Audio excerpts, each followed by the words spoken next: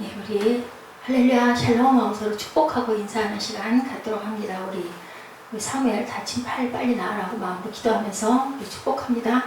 할렐루야 샬롬 샬롬 샬롬 샬롬 샬롬 샬롬. 하나님 사랑합니다. 여러분 주 안에서 사랑합니다. 오늘 히브리서 11장 4절 한 절이죠. 믿음으로 제사드린 누구? 아벨 잘 아시죠? 예, 믿음으로 아벨은 가인보다 더 나은 제사를 하나님께 드림으로 우리 4절 읽죠. 의로운 자라 하시는 증거를 얻었으니 하나님이 그 예물에 대하여 증언하시니라. 그가 죽었으나 그 믿음으로써 지금도 말하느니라. 이 아벨이 말하죠. 항상 우리가 이 성경 말씀을 보면서 아벨이 그랬구나, 그걸 알게 되죠. 누가? 하나님께서 아담과 하와를 이제 어디서 에덴 동산에서 추방해 내셔가지고 땅에서 살면서 가장 먼저 그 낳은 자녀가 가인과 아벨이죠. 그리고 그런데 놀라운 것은 가장 먼저 제단을 드렸다, 예배와 연결이 된 아벨을 우리가 봅니다. 믿음을 가장 잘 설명할 수 있는 최선의 방법은 뭘까? 믿음으로 살았던 실제 인물들을 우리가 만나보는 거죠. 우리가 실제 살아서 옆에서 같이 함께 눈을 맞추고 만나볼 수는 없지만 믿음은 바라는 것들의 실상이라고 그랬어요. 보지 못하는 것들의 증거라고 그랬습니다. 이렇게 그 증거를 보는 것, 어디에? 성경에 그 역사가 기록되어 있기 때문에 오늘 우리 본문을 통해서 세 사람을 봅니다. 제일 하나님께 믿음의 제사를 가장 먼저 드렸던 아벨, 믿음으로 하나님과 동행하다가 하늘로 올라간 누구? 에녹, 그죠? 그리고 믿음으로 하나님께 순종한 누구? 노아. 비가 없었을 그 시절에 몇 년 동안, 성경에 나타나기는 120여 년 동안이라고 하는데 실제 그 배를 만든 기간은 70년이라고 그렇게 주석이 되어 있습니다. 이렇게 긴 시간을 하늘에서 내리는 비를 몰랐던 시절에 무엇을? 배를 만들었어요. 방주를, 노아의 방주, 이렇게 얘기하죠. 근데 그것이 지금은 그 과학적으로 밝혀져서 바로 그 방주가 발견된 아라랏산이라고 하죠. 거기에서 그 모습이 동영상으로 우리가 많이 바라봅니다. 자, 이제부터는 아담과 이브가 타락한 일에 참된 믿음의 조상 아브람 전까지 참된 믿음으로 하나님께 인정받은 이 세 사람을 우리가 한번 바라보죠. 그래서 그 세 사람이 우리에게 주시는 영적인 메시지가 뭔가? 우리 지난주 믿음은 바라는 것들의 실상이요 보지 않는 것들의 증거라고 그랬어요. 3절까지 함께 우리 지난 시간을 생각하면서 한번 합독합니다. 믿음은 바라는 것들의 실상이요 보이지 않는 것들의 증거니 선진들이 이로써 증거를 얻었느니라. 믿음으로 모든 세계가 하나님의 말씀으로 지어진 줄 우리가 아나니 보이는 것은 나타난 것으로 말미암아 된 것이 아니니라. 보이는 것은 나타나는 것으로 된 것이 아니라고 이렇게 말씀을 하고 계세요. 그럼 믿음이 무엇인가? 몸소 뭐한 사람들? 실천한 사람들. 히브리서 11장 1절 우리가 함께 1, 2절 같이 읽었죠. 몸소 바로 세 사람의 모습을 통해서 우리가 증거하는 내용을 한번 보죠. 세 사람이 하나님으로부터 두 가지의 인침을 받았습니다. 말씀을 보니까 4절 말씀에 뭐라고요? 진실로 믿음의 증거를 받았다라고 얘기하죠. 4절에 보니까 믿음으로 아벨은 가인보다 더 나은 제사를 하나님께 드림으로 아벨이 가인보다 의로운 자라 칭해져 있고 증거를 얻었고 그 예물에 대하여 증언하시고 그가 죽었으나 믿음으로 지금도 뭐하고 있다? 말한다라고 얘기해요. 순종의 모습의 표정인 아벨의 믿음이 보니 하나님께 참된 제사를 드린 믿음이다. 진실로 의인이라는 칭호를 받았고 믿음의 증거를 받았다라는 두 가지로 우리가 봅니다. 아벨은 인류 타락 이후에 올바른 제사를 드린 첫 번째 사람이다. 그게 가장 중요하다. 제사는 뭐죠? 여러분들 우리 지난 시간에도 계속 말씀 같이 나누는데 왜 제사를 하나님이 주셨나? 뭐 때문에 제사를 주셨어요? 하나님이 왜 제사 드리라고 그랬어요? 한번 기억나요? 제사를 누가 만들어 주셨어요? 누구를 통해서? 하나님이 누구를 통해서? 모세에게 제일 먼저 뭘 주셨어요? 제일 먼저 10? 사무엘 10?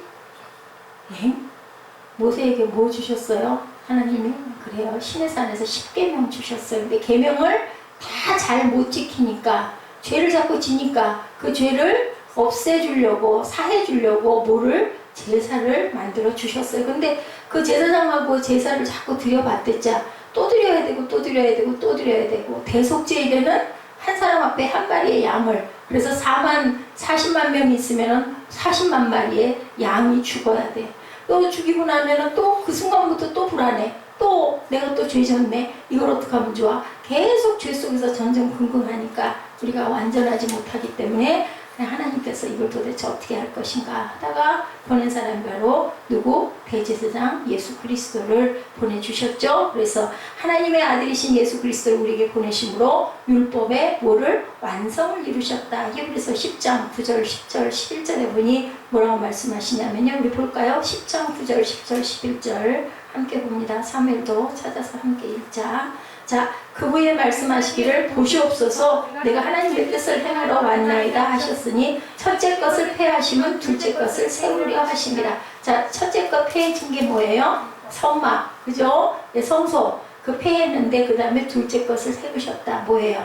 예, 완전하신 예수 그리스도가 직접 단번에 피로 들여서 우리의 모든 죄를 죄속해주고 누구든지 누구의 이름을 예수 이름을 부르는 자에게는 구원을 주시겠다라고 말씀하셔. 아주 쉬워졌어요. 그죠? 예수의 피를 믿고 누구든지 믿기만 하면 내가 너를 구원해 주겠다. 10절에 이들 따라 예수 그리스도의 몸을 단번에 들이심으로 말미암아 우리가 뭐를? 거룩함을 얻었노라. 내가 거룩하니 너도 거룩하라. 11절에 제사장마다 매일 서서 섬기며 자주 같은 제사를 드리되 이 제사는 언제나 죄를 없게 하지 못하거니와 그 순간 없었지만 또 죄지니까 또 해야 되고 또 해야 되고 이게 너무 번거로웠던 거죠. 로마서에서 사랑은 무엇의 완성이다? 율법의 완성이라고 증거하듯 예수께서 오셔서 모든 율법의 마침이 되셨다.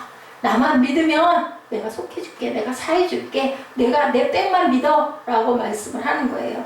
자, 우리 사무엘은 갈수록 날로 아빠하고 하루 종일 어저께부터 죽도록 같이 있다 보니까 아주 마음이 좋아진 것 같아. 얼굴 표정이 아주 부드럽고 아까 찬양하는 데 보니까 아주 애기 같은 모습을 보면서 목사님이 웃었어요.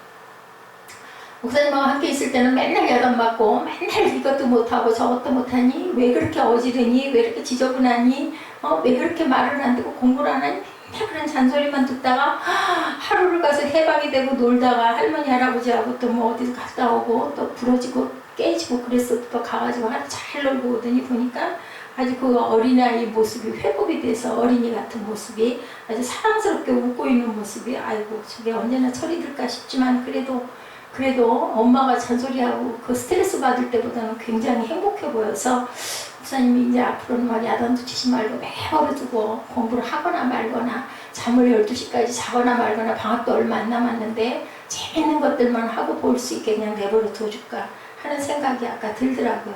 하나님께 여쭤봐야 될 것 같아요. 로마서 10장 4절에 그리스도는 모든 믿는 자에게 뭐를 이루기 위하여? 의를 이루기 위하여 율법의 마침이 되셨다라고 말씀하네요. 5절에는 모세가 기록하되 율법으로 말미암는 의를 행하는 사람은 그 의로 살리라 하였거니와 근데 그 율법을 다 지키지를 못하기 때문에 제사를 드리도록 주셨는데 그것도 안 되다 보니까 이제 한 번만 드려도 돼. 예수 그리스도께서 완전히 주어 주셨죠. 히브리서에서 보듯이 9장 22절에 뭐라고 말씀하나요? 볼까요? 율법을 따라 거의 모든 물건이 뭘로? 피로써 정결하게 되나니 뭐가 없은즉? 피 흘림이 없은즉 사함이 없느니라. 피로써 왜냐하면 구약에도 피였잖아요. 양의 피였지만 문인방에 발라가지고 무엇이 패스오버하고 6월절 넘어갈 유가 돼서 살았죠. 제사함을 짐승의 피가 아닌 이제는 직접 사람의 피 그리고 하나님의 피 예수 그리스도의 보혈의 피로 왜냐하면 아무 죄가 없는 분이에요. 하기 때문에 사람은 모두 다 죄가 있기 때문에 사람으로 안 돼요.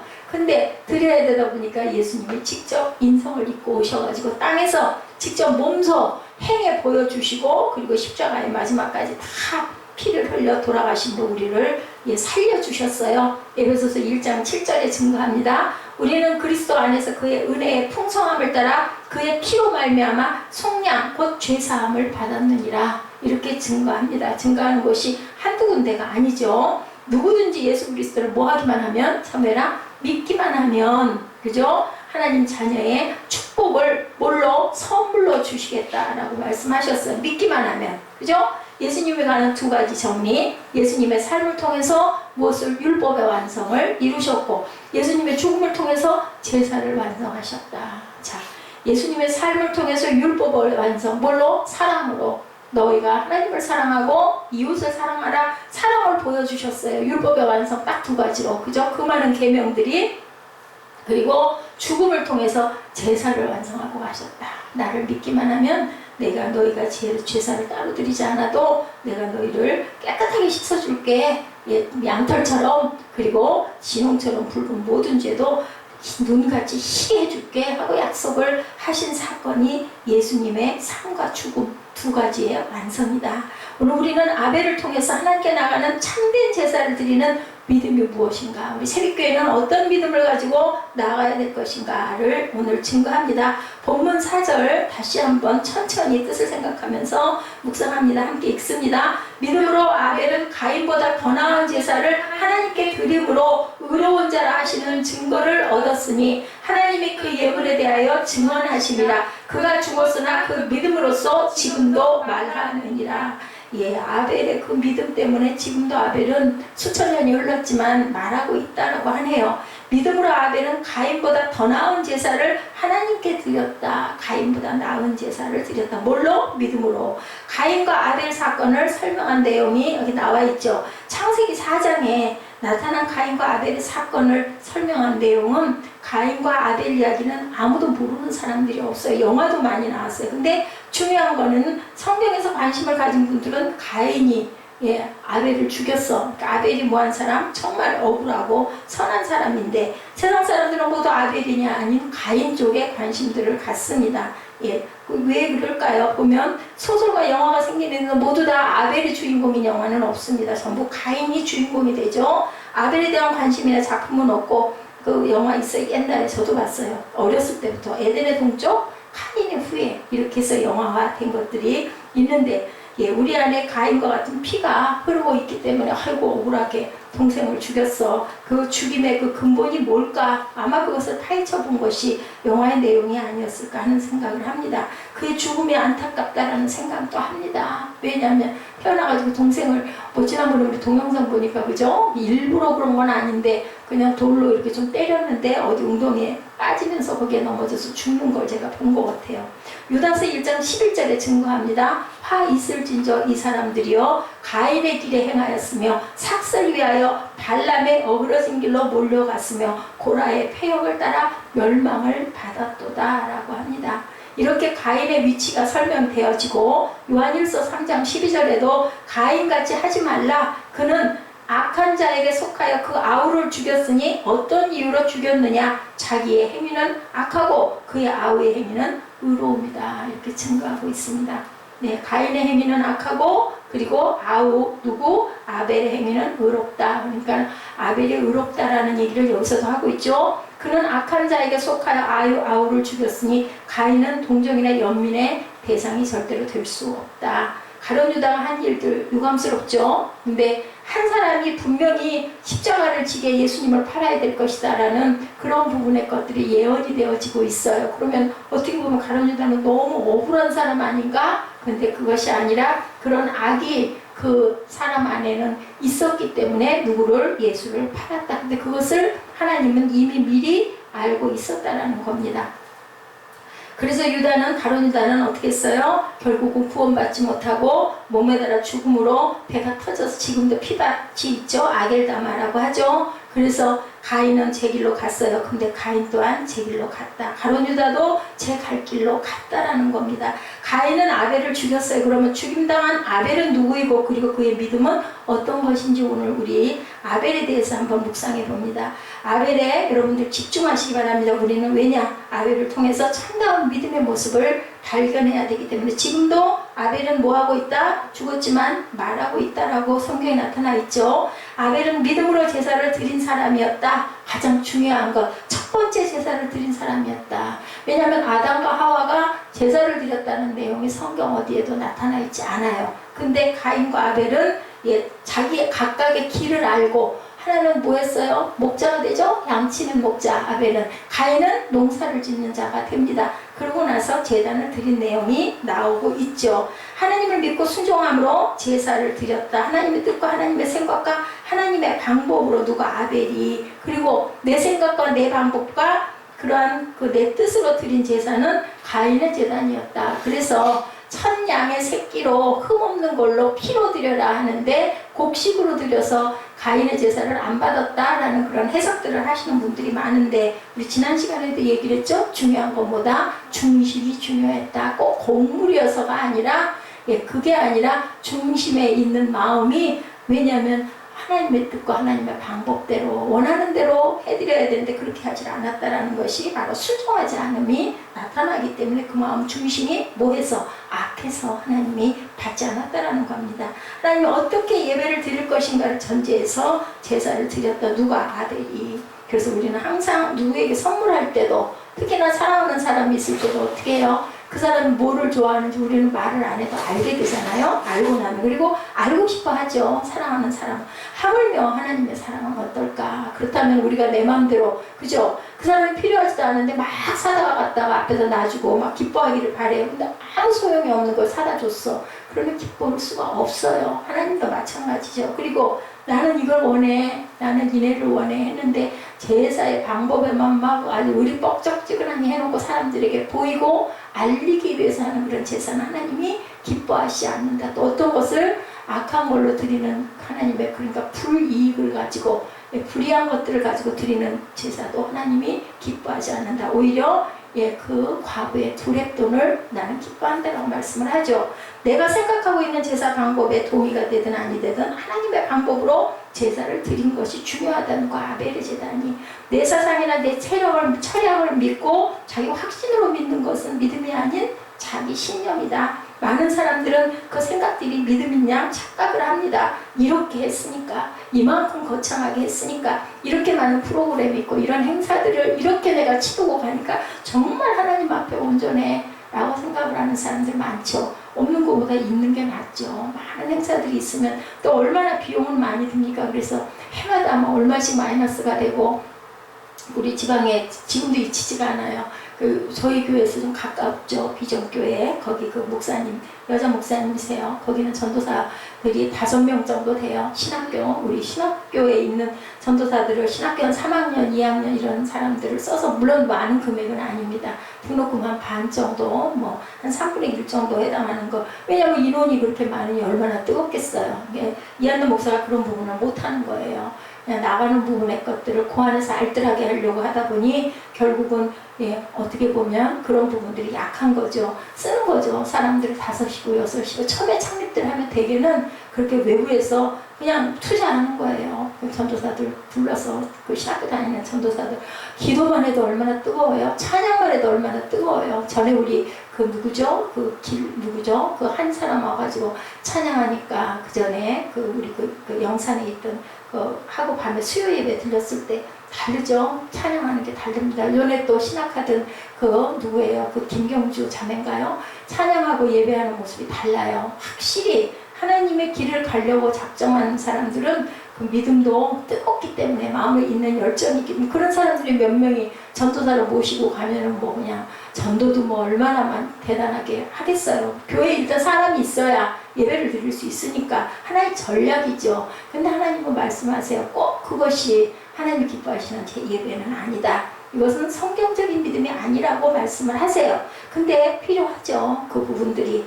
우리가 성경에서 믿음이라고 말할 때는 반드시 하나님의 말씀이 먼저 전제가 되고, 그리고 말씀이 주어지고, 그 말씀에서 우리가 은혜를 받고 그걸로 새롭게 일어설 줄 알아야 된다라는, 그것이 바로 성경적인 믿음이라고 말씀합니다. 신앙적 결단이나 우리가 교회에 나올 때 동기가 내 중심인가 하나님 중심인가를 항상 살펴봐야 한다. 그것이 온전한 믿음이다. 내가 예배를 하나님 중심으로 드리나 아니면 내 중심으로, 아유 주일은 지켜야 된다, 아이고 귀찮아, 그래도 그냥 갔다가 가장 되도록이면 최소한의 시간으로 내가 가서 갔다가 올 거야. 요즘에 다 교회 나가는 분들, 특별히 은혜를 받거나 특별한 사명을 받은 사람들이 아니면 대개는 다 그러죠. 그래서 사도신경 할 때쯤 들어가가지고 말미에 앉았다가 말씀 딱 끝나면 축도 직전이나 축도가 그냥 끝나자마자 그냥 그죠? 그 성가대 찬양이 울려 퍼질 때 그냥 왜냐면 빨랑 차 빼가지고 가야 되니까.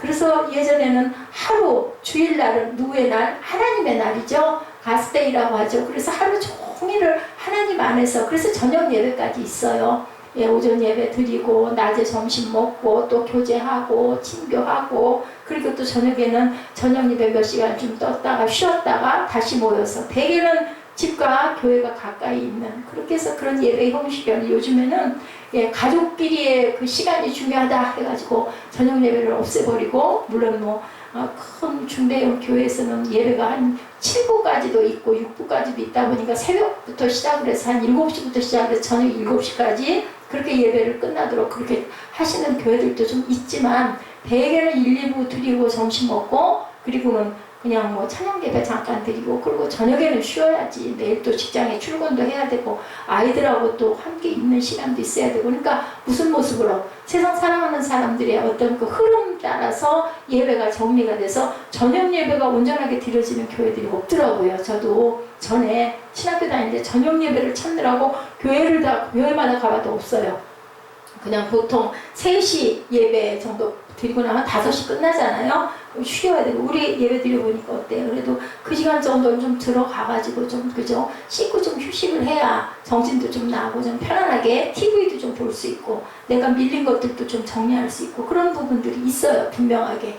그런데 예전에 그 우리 선대들은 정말 믿음의 그 선조들은 너무너무 하나님 그 은혜와 사랑이 감사해서 주일 하루는 하나님께 온전하게 드리는 24시간을 하나님께 드린다. 잠자는 시간 빼고 그렇게 올인을 하는 그런 모습들. 구약에는 그죠? 걸음도 몇 걸음 이상 걸으면 안 되고 절대로 물건을 사러 나가도 안 되고 그 구약뿐만이 아니라 그 보면은 그 고신 쪽 그 장로교 그 누구죠? 그 윤수 아빠 그 아버지 그분이 고신이라고 하시죠. 그런 분들은 절대로 슈퍼마켓 가서 물건을 안 사. 얼마나 불편해요. 근데도 어떤 면으로는 보면 그만큼 하나님의 계명과 율례를 내가 지키고 갈 거야. 그렇다고 살아가는 모습이 막 정말 은혜롭고 정말 거룩하고 그거는 아니에요. 싸울 것도 다 싸우고 깨질 것도 다 깨지지만 그래도 거기에는 막 집중을 했던 그런 시절이 있었는데 다 좋은 것도 아니지만 그 부분은 참 훌륭한 점이라는 생각이 들어요. 우리는 그렇게 못하는데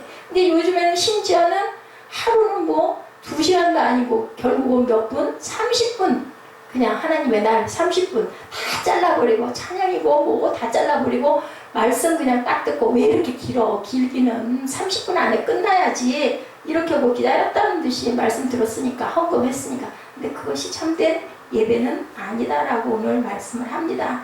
내가 가진 이 신앙의 기초가 누구를 향한 하나님을 향한 겸손한 순종으로 시작되어야 아름다운 열매를 맺게 된다라고 가인과 아벨의 제단을 통해서 말씀을 하시네요. 가인은 아벨과 다르게 제사를 드린 것은 똑같이 제사를 드렸는데 불이 어디에 임했어요? 아벨의 제단을 태웠어요.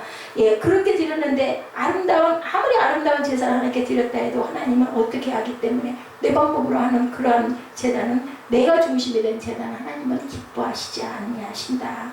아벨이 드린 첫 번째 제사는 하나님의 방법과 하나님의 생각과 하나님의 동기에 의한 하나님의 말씀대로 제사를 드렸다는 것이 중요하다. 두 번째, 성경에 보면 아벨은 하나님께 더 나은 제사를 드린 사람이라고 설명해요. 더 나은 제사. 아까 우리 성경에 나오죠. 창세기에 보면 아담과 이브가 에덴 동산에서 쫓겨난 후 아담과 이브가 제사를 드렸다는 언급은 아까 말씀드린 대로 없어요. 근데 창세기 4장에 아담과 하와가 동침을 해서 누구를? 아들을 낳죠. 가인과 아벨을.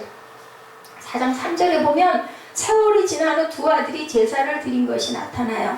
다시 말하면 가인과 아벨은 그들이 성인이 되어서 자기들의 직업을 갖고 난 후에 그걸 수확물로 제단을 드렸다는 거죠. 하나는 양치기, 하나는 농부. 그죠? 그들이 아담과 이브 이후 에덴 동산에 쫓겨난 사실이 기록된 것을 보므로 아마 가인과 아벨도 우리 부모가 왜 에덴 동산을 떠나고 왜 쫓겨나서 죄를 짓고 심판을 받고 무화과 나무를 뺏기고 가죽옷을 지어 입혀졌나라는 것을 아마 들었을 것이라는 거죠. 자녀들이 그죠? 아들들 둘이 그 후 그들은 오랜 세월이 지난 후에 제사를 드린 것을 보아서 제사는 인간이 하나님께 드리는 가장 귀한 신앙의 고백임을 그들도 아마 알고 있었을 거라는 거예요. 이것이 오늘날의 예배죠. 자신들의 수확의 제물로 하나님께 드림으로 하나님께 죄를 고백하고 감사와 찬양과 경배가 없이 그들의 신앙을 나타낼 수가 없다라는 것도 그들도 알았을 것이다. 최초의 제사는 하나님께 드리는 가장 성스러운 감사와 찬양과 경배였을 것이다.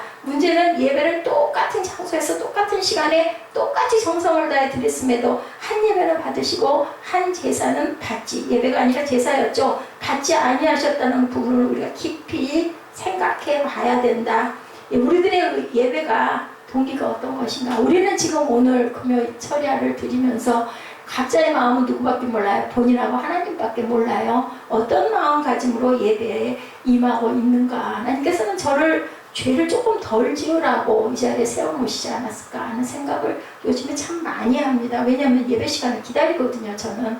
그죠? 예, 주일 지나고 나면 월화를 우리가 새벽 예배를 쭉 갖고 있지만은 뭐 특별한 어떤 모임이 없이 흘러갑니다. 그럼 부끄럽죠. 그런데도 수요 예배, 오늘은 수요 예배가 있는 날이야. 그러면은 미리 준비하죠. 준비하고 하루를 지나가면서도 예, 일단 딱 6시 정도가 넘어가고 나면은 예배가 8시부터 시작이 될 거니 준비를 해야 되겠다 하고 뭐 쓰레질도 좀 하고 물도 좀 뿌리고, 그죠? 그리고 또 저도 또 이렇게 옷매무새도 좀 고치고, 그래서 시작될 시간을 기다리게 되는데, 만약에 제가 성도였다면, 제가 집사로 그냥 있었다면 항상 그럴까 생각을 해보면 아닐 때 많을 것 같아요. 그래서 내가 우리 그 에스더 집사님을 참 대단하다는 생각을 해요. 근데 그 마음 안에도 또 어떤 마음을 갖고 어떤 날은 아유 정말 오늘 좀 쉬고 싶은데, 오늘 좀 그냥 너무 힘들고 피곤해서 가서 좀 누웠으면 좋겠는데, 이런 마음이 들지 않았을까, 들 수도 있지 않을까라는 생각을 합니다. 저나마 더 했을 것 같아. 신앙의 타락은요, 예외의 타락에서 시작된다는 것을 우리가 절대로 간과하지 말고 잊지 말아야 된다. 근데 그러면 예배를 사모할 수 있는 유일한 방법은 뭘까? 항상 예배를 사모할 수 있는 방법은 우리가 하나님께 은혜 받는 방법밖에 없어요. 말씀의 은혜, 찬양의 은혜. 아니 예배드리러 갔는데 그 예배드리는 자리가 막 지겨워 죽겠어. 시간도 안 가고 너무 길어. 웬 찬양은 그렇게 많고 길고, 말씀은 도대체 뭔 얘기를 하는 거야. 골자도 모르겠고, 앉아서 얼마나 힘들겠어요. 몸이 막 줄이가 틀리고 비비 틀리죠. 그러니 이거는 살아내야 할 수 있는 게 아니라 누가? 성령께서 우리 마음에 영으로 임하셔야. 그래서 그 뭔가를 느끼면 예배를 얼마나 사모해요. 저는 정말 너무 그 감동이 있기 때문에 너무너무 잘 알아요. 얼마나 감사하고 막 그 새벽 3시면 일어나 앉아가지고, 지금은 그러지도 못해요. 그때 아직 대할 바 아니에요. 1000분의 1도 안 돼. 그때는 그냥 3시부터 일어나 잠이 안 와. 그냥 눈 뜨고 앉아있어. 왜냐면 문이 안 열리니까, 교회 문이. 그 깜깜한, 겨울에 얼마나 깜깜해요, 4시에도. 근데도 4시만 되면 그냥 못 견뎌가지고 쫓아갔었던 그 기억, 그 몇 년 동안의 그 기억들. 그래서 결국은 나중에는 완전히 아예 그냥 교회가 그냥 성전이 그냥 섰죠. 그거 왜 그랬겠어요? 하나님이 몰아치신 거예요. 하나님 계획을 갖고 계신 거고, 절대로 그거는 제 마음이나 제 감동이나, 아니 글쎄요, 감동, 그죠? 그 좋은 뭐 연작으로 뭐 하는 무슨 그 드라마나 뭐 이런 것들, 영화나 뭐 이런 것도요, 너무 재밌는 거예요. 너무 재밌어가지고 막 보다가 보면 막 피곤하잖아요. 그리고 빠져서 몇 번 보다 보니까 나중에 지치고요. 아유 막 그게 그거 같고 아유 머리 아프고 쉬고 싶고, 하물며 그런데, 그죠? 요즘에도 잠이 안 올 때는 가끔 누워서 눈 감고 누워가지고 그냥 듣다가, 아니면 성경을 막 그 귀로 또 이어폰 꼽아놓고 듣다가 나도 모르게 자다가 또 깜짝 깨서 일어나. 중요한 건 깜짝 깨서 30분 정도 깜짝 깨서 일어나고 나면 그 다음부터 잠이 안 와가지고 또 몸부림을 치고 새벽까지. 그죠? 이런데 아니 무슨 예배가 그렇게 사모가 되냐고. 새벽 예배가 얼마나 몸도 피곤한데 늦게 자기도 하고 하는데 3시면 일어나가지고 3시 반이면 오두만이 일어나가지고 시계를 들여다보고 앉았냐고요. 그거는 뭔가 뭐에 빠진 거죠. 그죠? 뭔가 홀린 거죠. 누구에게? 하나님께 홀린 거예요. 그래서 창세기 4장 5절에 4절 5절에 말씀하고 있어요. 우리 볼까요? 창세기 4장 5절 4절 5절 한번 봅니다. 아벨은 자기도 양의 첫 새끼와 그 기름으로 드렸더니 야훼께서 아벨과 그의 제물은 받으셨으나 라고 얘기하고 있어요.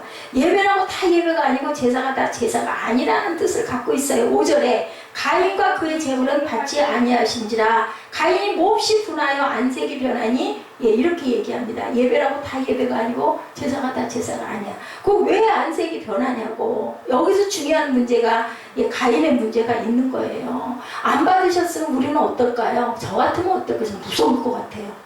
어휴, 내 동생 건 저렇게 기쁘게 막 불이 확 살고 가는데 내 건 아무것도 안 일어나. 그죠? 누가 그랬었어요? 그 전에 그 누구죠? 선지자 누구예요? 이사벨. 그죠? 이사야. 아니, 이사야 말고 누구죠?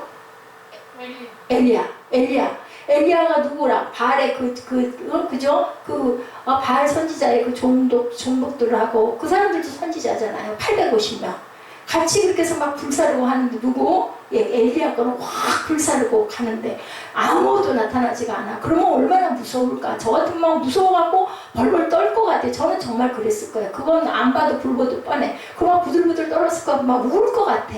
왜 제 거는 안 받아주세요 할 것 같아. 근데 여기서 보면은 가일은 뭐 했어요? 얼굴에 안색이 변했다라고 나와 있어요. 막 분이 일어나는 거죠. 화가 일어나는 거죠. 그리고 그것을 누구에게 돌려요? 동생에게 갖다가 막, 그죠?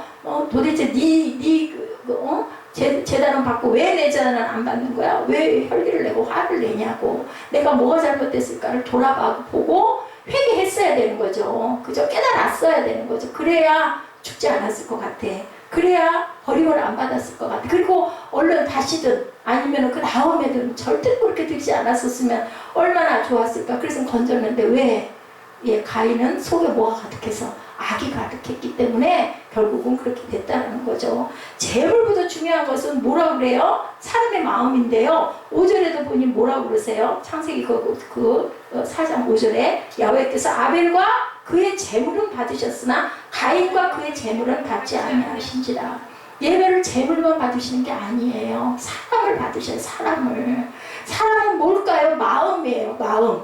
그죠? 우리 중심. 11조를 하든 헌금을 하든 그것이 아까워서 아이고 안 할 수는 없고 그냥 이거 조금 해야지. 내가 11조를 얼마를 드리는데 그 주일 예배 아니면 뭐 수요 금요 헌금 내가 요것밖에 안 해가지고 더 많이 해서는 내가 큰일 나지 하고 어떤 계산된 그런 마음을 하나님은 기뻐하시지 않는다라는 거죠. 물건이나 돈의 중점이 아니면 하나님은 사람과 재물을 같이 받으신다는 거. 저도 이거 그전에 몰랐어요. 정말 중요한 건 뭐냐면요. 그러니까 하나님이 저를 특별히 사랑하시는 거 갈 날이 멀지 않았기 때문에 이렇게 쭉 새벽 예배를 통해 가지고요. 구약을 이렇게 쭉 그냥 훑고 가다 보니까는 몰랐던 부분들을 너무 많이 뭐 무슨 뭐 다음에는 뭐가 있고 뭐 무슨 그 역사 보고 이런 거 다 저는 잘 잊어버리기 때문에 요즘에는 새벽 예배를 하는데 그 누구예요? 그 이세벨 남편 또 생각했다 또 잊어버려. 누구죠? 아주 악한 왕. 그 왕이 이세벨 때문에 그 간계로 인하여서 막 우상신들 섬기고 결국은 나중에는 그 죽임을 당하는 헤롯 말고. 또 생각했었어요. 근데 또 잊어버렸어. 지금 그 이름을. 예, 이렇게 잊어버려요. 근데 분명히 하나님은 아실 거예요. 중심 안에 내 안에. 예, 그러면 저는 못 견디니까 얼른 인터넷 찾아가지고 확인해서 써요. 기록을 해가지고 전할 때는 제대로 전해야 되니까. 예, 그렇게. 예, 그래서 중요한 것은 사람의 마음이구나. 그 마음이 인색한 마음이구나. 억지로 하는 마음을 우리는 지금은 그렇게 기도하지 않지만 헌금 기도 따로 나와서 하지 않지만 기도할 때 우리 지방에 가면 그 기도를 꼭 들어요. 보면 억지로 하지 않게 해주시고 우리 지방에 때 헌금 하잖아요. 근데 전 하나님이 그걸 안 받으시리라고 알면서도 점심값이다 그러고 갖고 가서 드려요. 우리 교회도 이렇게 어려운데 많이 드릴 수 없잖아요. 그건 안 되는 거예요. 그거는 헌금이 아니에요. 그죠? 내 마음이 정말 감동으로 기쁨으로 드려야 되는데 우리가 그럴 때가 몇 번이나 있냐는 거지. 계산해서 드리게 된다는. 근데 사람의 형편과 처지를 다 아시니까 네가 정말 최선을 다하고 있구나라는 마음을 보신다는 거죠.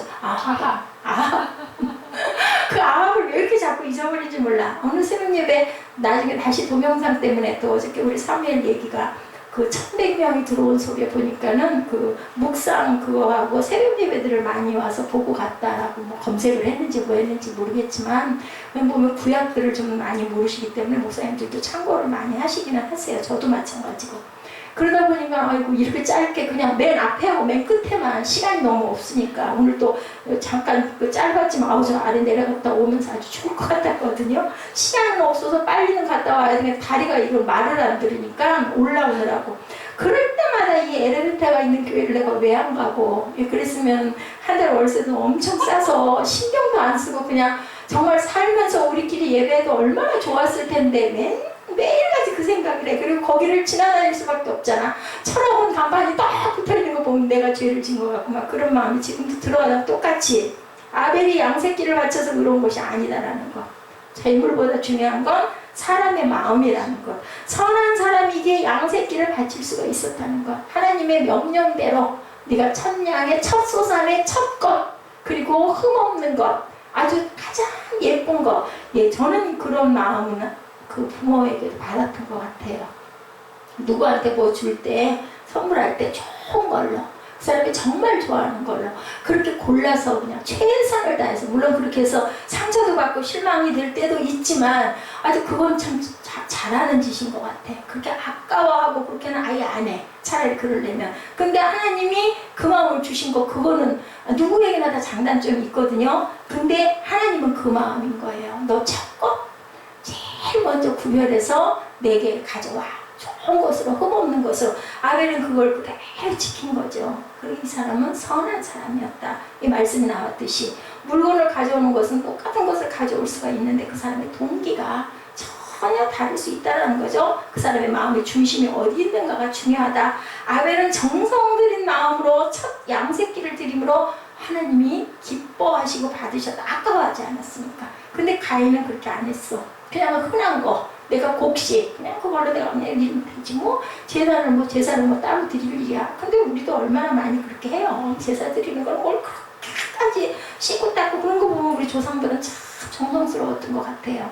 그 뭐죠? 그 제사 드릴 때 보면은 그 그릇들도 그냥 닦고, 녹그릇들 얼마나 그 녹잘나요. 그거를 놓고 앉아가지고, 물론 손들도 많기도 했지만 그냥 맨날 그 행사처럼 닦고 바짝바짝 해가지고 그 음식들 장만해서 다 차려놓고 의복 뭐 정제하고, 그죠? 또 뭐죠? 뭐 익는 것도 뭐 축인가 뭔가 써가지고 그걸 막 직접 또 태우고 엄청난 행사를 온 집안이, 그게 우리 집 식구들만이 아니라 그죠? 가문들이 다 모여가지고 그렇게 제사를 드리는데 하나님께 과연 그렇게 하느냐는 거예요.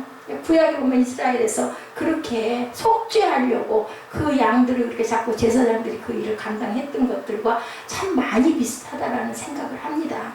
가인의 농산물을 바쳐서 안 받으신 것이 아니고 그가 악한 자이기 때문에 그런 제사를 드렸고, 그래서 하나님은 그 중심을 아셨기 때문에 안 받으셨다는 거 거꾸로 알면 안 되는 거예요. 곡식 들여서 안 받은 게 아니라 악한 자이기 때문에 하나님을 순종하지 않고 하나님이 기뻐하시는 말씀되는 것을 안 했다는 게 중요하다. 가인이 동생 아벨을 죽여서 살인자가 된 것이 아니고 살인자여서 동생 아벨을 죽였다. 그리고 가룟 유다가 그 지정되어 있는 정말 어떻게 보면 희생양이어서 그런 게 아니라 그 마음 안에 예수님을 팔 마음을 갖고 있는 욕심을 부리는 어떤 물질에 대한 그 부분을 비워버리지 못한 것이 있었기 때문에 그 자가 가룟 유다였다라는 거라는 것을 우리가 알아야 된다. 그래서 가끔은 보면은 이상하게 해석되어 있는데 보면은 정말 가룟 유다도 희생자다 뭐 이런 책들도 많이 나와 있어요. 근데 성경을 그렇게 해석해서는 안 된다. 하나님께서는 죽여야 될 자를 오늘 새벽에도 우리 잠깐 언급했지만, 그죠? 7족속 다 죽이라고 그러죠? 가까이 하지 말라고 그러죠? 결혼도 하지 말라고 그러죠? 나누지도 말라고 그러죠? 왜? 악이기 때문에. 악은 모양이라도 버려야 되기 때문에인 거예요. 와, 하나님 왜 이렇게 자꾸 죽이라고 그러셔? 그죠? 돌봐주고 그 사람을 잘 보면해가지고 우리 같이 잘하고 잘 살고. 근데 하나님은 끝을 아시는 거죠. 너 배반하고 너 죽일 거야. 그러다 보면 결국은 악에게 선이 죽으니까 악을 뿌리째 뽑으라는 말씀을 하시는 거예요.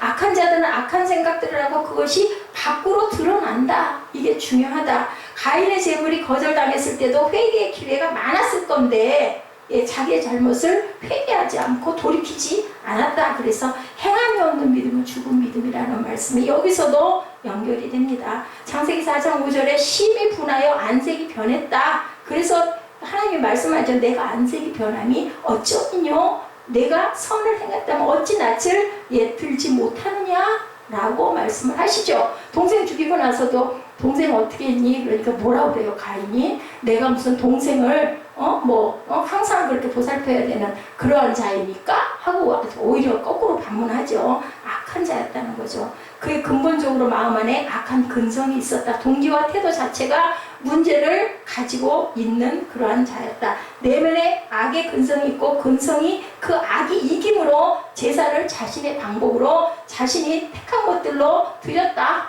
하나님이 어떻게 받든지 말든지 이건 하나의 의식이 왜 형식인데 뭐가 중요해? 이랬다는 거예요.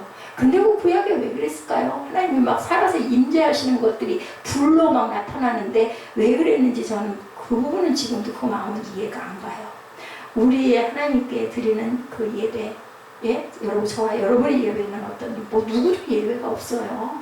그죠? 때마다 정말 충만하고, 때마다 그냥 정성스럽게 하면 얼마나 좋을까면, 때로는, 얼른 끝났으면, 이런 마음들이 있는 거, 얼마나 아버지는 마음 아파하실까. 그죠? 우리 그 많은 기쁜 일들을 많이 주시고, 많은 것들을 주시고 많은 시간들을 우리에게 주셨는데 절대로 종교적 행위로 예배를 드린다면 그 사람의 예배는 받지 않으신다. 그래서 사역자들이 요전에도 말씀을 드렸지만 예배가 종교적인 의식이 될 수 있다. 이거 맡은 부분 그냥 열심히 해야 되다 보니까 마음의 온전한 사랑이 없어져 버려요. 바쁘고 급하고 해야 될 것들은 많고 그러다 보니까는 그죠? 누군가가 뭐 길을 물어봐도 제대로 알려주지 않고 내 부분이 아니니까 저기 가보세요. 그냥 뭐 지나가 버리고 또 좀 초라한 사람 보면 고개 돌리게 되고 이래서는 안 되는데 예수님의 마음의 본뜻이 아닌데 재물을 잘못 드렸다가 야단을 치시지 않고 안색이 변함을 보고 말씀하신 분도 우리가 또한 깊이 알아야 됩니다.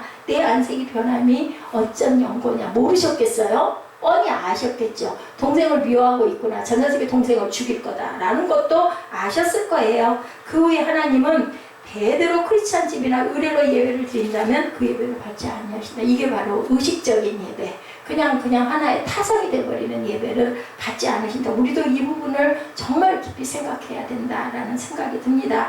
월요일부터 토요일까지 어떻게 네가 세상을 살았느냐에 따라서 하나님께서는 주일 예배의 질이 결정된다라고 말씀을 하고 계십니다. 그래서 삶이 뭐가 돼야 된다? 예배가 돼야 된다는 얘기를 우리가 늘 하죠. 안과 밖이 같아야 된다. 그리고 잘못된 일 많죠. 그럴 때는 우리는 기도해야 되고 회개해야 된다. 찬양해야 된다. 그래서 내 죄를 씻어주시옵소서 알아야 된다는 거예요. 알고 그 다음에는 정말 손톱 그만큼이라도 좀 바뀌어야 된다는 거죠. 맨날 그 회개하고 또 똑같이 하고 또 똑같이 하고 아무 소용이 없다. 일주일 동안 영적으로 죄 속에 빠져 거짓말하고 사기치고 영적으로 온전치 않은 자세로 와서 예배를 드린다면 그 예배는 위선적인 예배가 되고 하나님은 그 예배를 절대로 기뻐하실 일이 없다. 이런 촉구가 있다고 합니다. 월요일은 아담같이 하나님을 배신하고 화요일은 가인처럼 살인하고 수요일은 다윗처럼 간음하고 이런 자의 예배를 어떻게 하나님이 받으실 거냐. 죄 지을 수 있어요. 근데 회개할 줄 알아야 되고 깨달을 줄 알아야 된다는 거죠. 월요일부터 마음의 정욕과 사탄과 싸우고 그리고 내가 정말 부족하네. 나 또 죄졌네. 마음의 아픔과 상처로 피투성이가 돼서 하나님의 말씀을 들으러 교회 나왔을 때 누구 같은 세리와 같은 기도를 할 수밖에 없죠. 고개를 못 들겠죠. 나는 정말 죄적. 왜 이렇게 약할까? 왜 이렇게 부족할까요? 하나님, 나는 죄인입니다. 나를 고쳐주시옵소서. 눈물이 안 쏟아질 수가 없다라는 거예요. 근데 바리새인은 어떻게 했어요? 나는 일주일에 몇 번 금식했고요. 나는 이렇게 헌금도 했고요. 나는 이렇게 지킬 걸 다 지켰습니다. 난 저들과는 다릅니다. 이래서는 하나님이 기뻐하시지 않는다. 그게 중요한 거는 우리가 환경이 너무 풍요하고 좋은 것도 죄의 씨가 될 수도 있다는 생각을 합니다. 기도하려고 애쓰고 섬기려고 애쓰고 사랑으로 전도하려고 애쓰고 몸부림치며 살아왔던 사람들과 그냥 편안하게 안락하게 나 부족할 게 없이 그죠? 저 부류들과 나는 좀 달라. 나는 이렇게 많은 걸 가졌으니까 내 자식, 내 식구, 내 집, 내 가족들만 생각하고 있다가 주일날 삐끔 얼굴 내밀고 와가지고 아무것도 하고 싶지 않고 앉아가지고 다 예배만 드리고 그냥 주는 밥 먹고 싹 돌아가고 싶어하는 그런 마음을 가진 사람들의 예배를 하나님께 받으면 그 사람들은 은혜를 받을 수 있겠느냐는 거예요. 사람의 힘으로는 안 돼. 하나님이 주셔야 돼. 인데 기본 자세가 그렇게 돼 있는데 어떻게 은혜를 받냐는 거죠. 절대로 내 손끝에 물도 안 묻히고 싶고 나 조금 더 봉사하고 싶지 않고 특송 나와 하라고 해도 얼굴 찡그리고 인상 쓰고 그거 하나님이 다 보고 계시는데 무슨 은혜가 어떻게 임해? 목사가 설교하고 있는데 휴대폰 들여다보고 있고 옆에 애 들여다보고 있고 머리 쓰다듬고 있고 딴 생각하고 있고 무슨 말씀이 들어가겠어요? 어? 뭐 은혜를 끼치는 목사들은 뭐 어떻게 뭐 귀에다가 확성기를 틀어가지고 막 확 꽂히게 할 수 있는 무슨 기적을 만들지는 모르지만 아니 말씀에는 그런 자들은 하나님이 은혜를 주시지 않는다고 그랬어. 그러니 시간 낭비 쓸데없는 그 행위를 와서 하고 가는 왜? 뭐 하려고? 내 마음 편하려고. 그래 이렇게라도 내가 해야지. 나 예배 드렸어. 주일 잘 지켰어. 이거 아무 필요가 없다는 거죠. 예. 겸손해야 된다. 안타까운 눈물과 참회의 예배를 드릴 때 하나님이 은혜를 주시고 그 예배를 기뻐 받아 주신다라는 거죠. 헌금이 중요한 게 아니다. 물론 헌금도 마음이 없으면 헌금하겠어요. 아까워가지고 못하죠. 바리바리 떨고 이거 가지고 뭐 할 텐데 그 생각하면 못합니다. 근데 뭐 이 정도야 뭐 할 수 있으니까 뭐 나 헌금했어. 예배 드렸어. 도장 찍었어. 이거는 하나님이 안 받으신다. 은혜가 임할 수가 없다. 숫자나 물질이 많고 적음이 하나님의 받고 안 받고가 아니고 교회는 숫자가 교회가 아니다라고 말씀을 하고 계시네요. 진정한 하나님의 사람들이 하나님께 눈물과 참회와 고백과 감격과 감사를 드릴 때 그게 참 예배고 하나님의 영이 임하고 우리 마음에 감동이 와서 솟고 아시죠? 감동받았을 때 마음이 어떤지 아니 뭐 달라진 것도 없어. 마음에 근심 걱정 있는데 그거 못 내려놓고 있는데도 어느 날 예배 드렸을 때 막 눈물 나고 뭐 가슴이 뜨거워지고 그래서 뭔가 모르게 그냥 예배 드리고 나면 마음이 뿌듯하고 뭔가 기쁨이 오고 이게 하나님의 영의 은혜로 임하신 그러고 나면 예배가 가벼워지는 거죠. 근데 계속 그게 계속 아니야. 오늘도 이번에도 가도 아니고 또 아니고 그러다 보면 끝까지 예배를 꼭 드려야 돼? 새벽에 내가 꼭 그렇게 나가야 할 일이야? 그거 사람 힘으로 하는 거 지치는 거예요. 사람에 따라 끈기가 있는 사람은 조금 길게 가고 끈기가 없는 사람은 누구처럼 내가 여기 왜 앉아있어? 딱 한 번 와보고 그냥 두 번째 보다는 얄짤없이 에이 달라. 예배 그 드리는 거랑 내가 가는 길이랑 생활하고는 각각 다른 거야. 그럼 뭐하러 예배 드리냐고. 이게 바로 종교의식이라는 거죠. 우리는 불쌍히 여겨야 됩니다. 기도해줘야 됩니다. 하나님을 만나는 경험을 뭐를 통해서 찬양을 통해서 말씀을 통해서 성도의 교제를 통해서 그래서 점심을 먹는 거예요. 함께 모여가지고 누구 자랑하려고 모이는 게 아니라 그때 일주일 동안 나는 이런 일이 있었는데 이럴 때는 우리 어떻게 해야 될지 서로 이런 마음을 털어놓고 서로 교제하라고. 그리고 오후 예배도 그래서 있는 거죠. 근데 우리 교회 너무너무 부끄럽죠. 다 담쳐놓고 예배 시간에 예배 모으면 그냥 교회니까 와서 예배 드리고 딱 싹 닦고 어디를 가는지 뭐를 하는지 한 공간에 살면서도 남도 그런 남이 없습니다.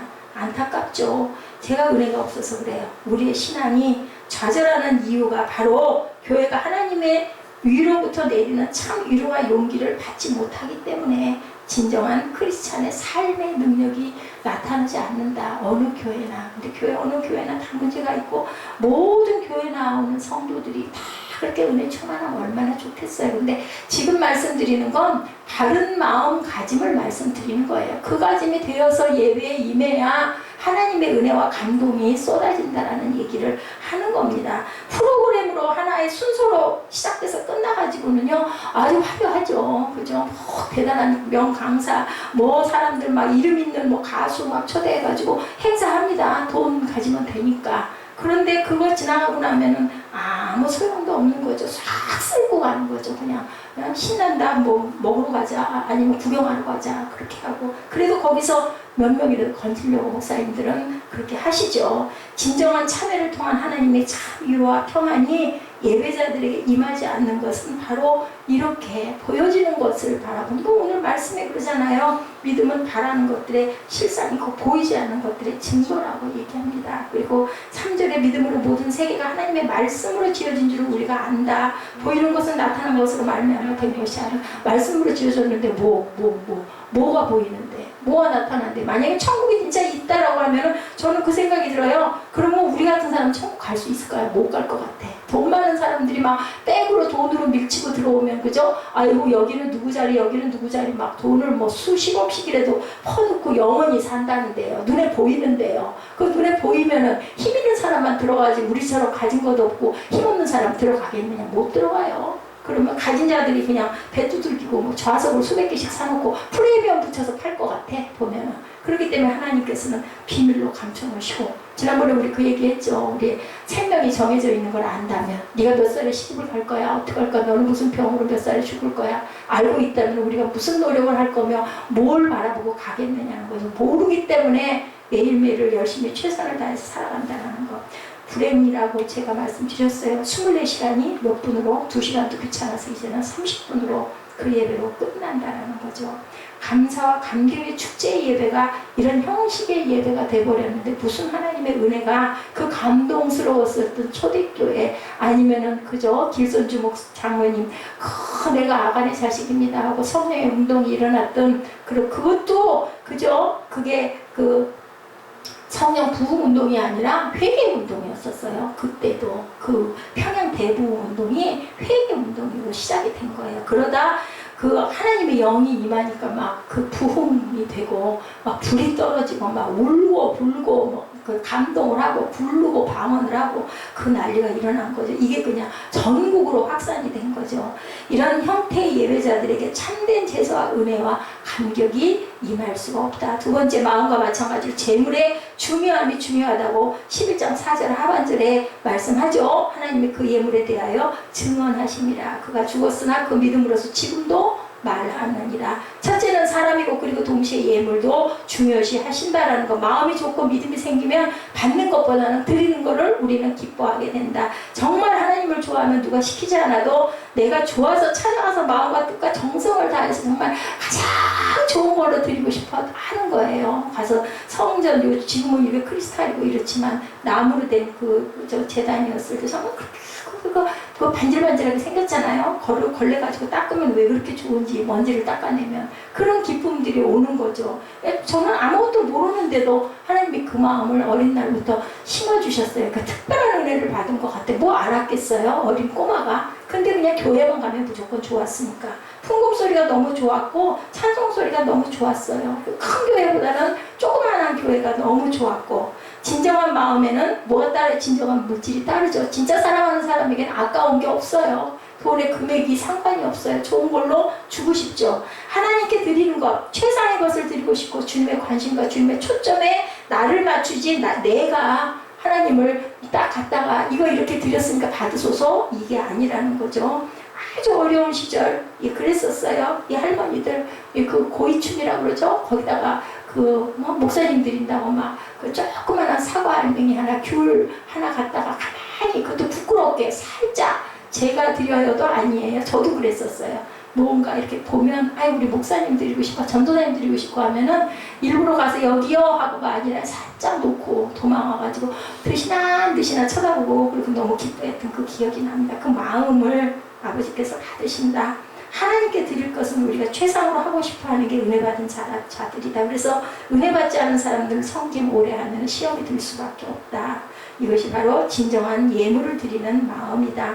재물은 주는 사람이 기쁜 것을 주는 것이 아니고 받는 사람의 입장에 있어서 해야 된다. 사랑은 받는 사람 마음에 있어서 선택해서 줄 줄 알고 드릴 줄 알아야 된다. 우리 세상 사람 살아가는 믿지도 마찬가지죠. 내가 좋은 것을 한다는 것은 신앙이 아닌 참 재물은 하나님이 기뻐하시는 것. 이것이 바로 아벨의 첫 양새끼에 기름진 것이다라는 거죠. 아벨의 제사는 하나님이 지어주신 가죽옷과 같고, 가인의 제사는 인간 스스로 만든 무화과 나뭇잎과 같다. 무슨 뜻인지 아시죠? 무화과 나뭇잎은 금방 시들어버리죠. 첫 양새끼에 기름진 것인 가죽옷을 입혀준 것은 영원한 그저 우리의 구원이 되셨죠. 가인의 제사가 인간이 스스로 만든 무화과 나뭇잎과 같다면, 그래서 아벨의 제사는 가죽옷과 같다. 어린 양 예수 그리스도의 피의 구속의 상징인 구속의 예물이 바로 그저 가죽옷이에요.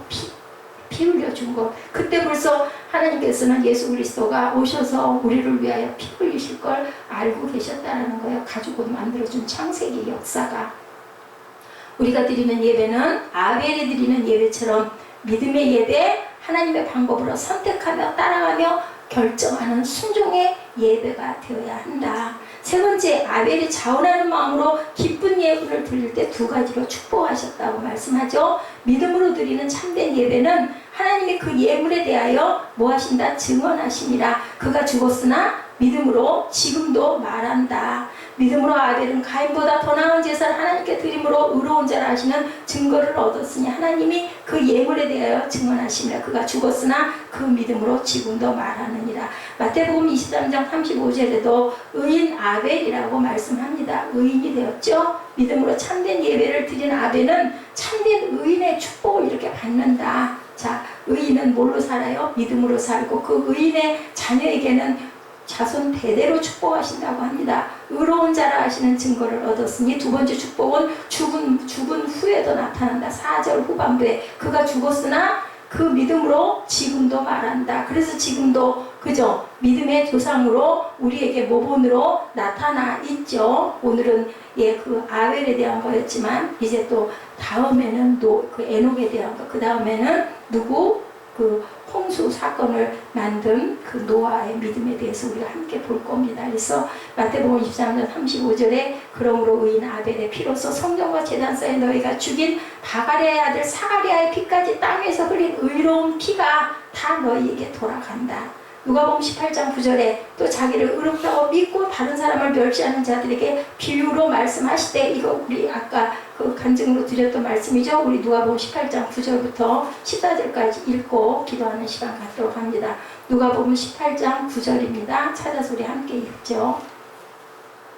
누가복음 18장 9절입니다. 시작. 또 자기를 의롭다고 믿고 다른 사람을 멸시하는 자들에게 이 비유로 말씀하시되, 두 사람이 기도하러 성전에 올라가니 하나는 바리새인이요 하나는 세리라. 바리새인은 서서 따로 기도하여 이르되, 하나님이여 나는 다른 사람들 곧 토색 불이 간음을 하는 자들과 같지 아니하고 이 세리와도 같지 아니함을 감사하나이다. 나는 일에 2번씩 금식하고 또 소득의 11조를 드립니다 하고, 세리는 멀리 서서 감히 눈을 들어 하늘을 쳐다보지도 못하고 다만 가슴을 치며 이르되, 하나님이여 불쌍히 여기소서 나는 죄인이로소이다 하였느니라. 내가 너에게 이르노니 이에 저 바리새인이 아니고 이 사람이 의롭다 하심을 받고 그의 집으로 내려갔느니라. 무릇 자기를 높이는 자는 낮아지고 자기를 낮추는 자는 높아지리라 하시니라. 우리는 앞에 거 다 잊어버리고 제일 중요하다고 생각하는 게 자기를 높이는 자는 낮아지고 자기를 낮추는 자는 높이시리라 하는데, 여기서 중요한 것은 하나님께 드리는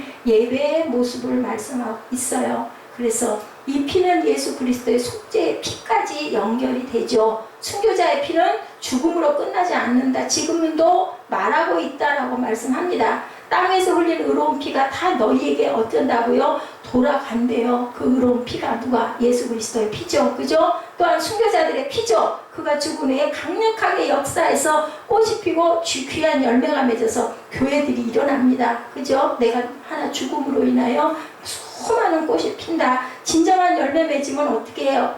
그 씨가 썩어야 거기서 싹이 나고 열매가 맺는다라는 것을 우리가, 그래서 예수께서 말씀하시죠. 생명을 잃으면 얻으리라는 말씀을 바로, 나는 죽어도, 근데 우리 생각에는 그냥 내가 살고, 그죠? 내가 살고 그냥 아주 더 좋은 곳으로 열매 많이 맺기를 원하지만, 그것도 어떻게 보면은 굉장히 이기적인 생각이에요. 내가 썩어 죽고 그리고 내 후대들이 귀한 열매가 돼서 꽃이 피었으면 좋겠다. 이게 바로 순교자의 정신이다. 순교자의 피는 그들이 죽은 후에 강력하게 역사하시고 강력한 능력으로 나타난다라는 것, 살아있는 모든 사람에게 그래서 역사한다라는 것. 그래서 이렇게 믿음을 받은 사람들은, 성령의 충만함을 받은 사람들은 절대로 이기적인 자들이 될 수가 없다. 이타적인 사람이 되는 거죠. 의인은 망하지도 쓰러지지도 않는다. 왜냐? 죽어서도 그 역사는 꽃이 피고 열매가 맺기 때문이라는 겁니다. 가인이 아닌 아벨의 피가 흐르는 세빛 예배재단이 되도록 저희들 기도하시는 저와 여러분 되시기 바랍니다.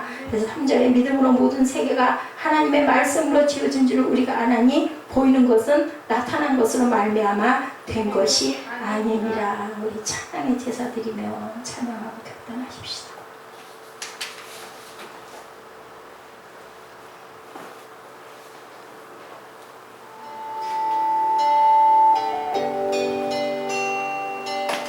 와